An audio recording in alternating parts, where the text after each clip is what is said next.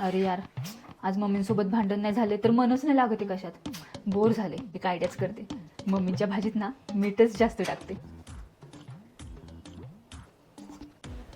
Mummy, हे घ्या तुमचं जेवण. यार मी भाजीत मीठ किती टाकलंय. आता जर म्हटलं भाजीत मीठ टाकलंय जास्त तर भांडत जाऊन त्यापेक्षा बोलायलाच नको. मम्मी, कशी झाली आहे भाजी? छान झाली, एकदम मस्त. छान झाली भाजी. छान झाली आहे नक्की? एकदम बारीक मस्त. अच्छा. अरे यार, मम्मी तर काही बोलतच नाहीयेत. आता माझं मन कसं लागणार.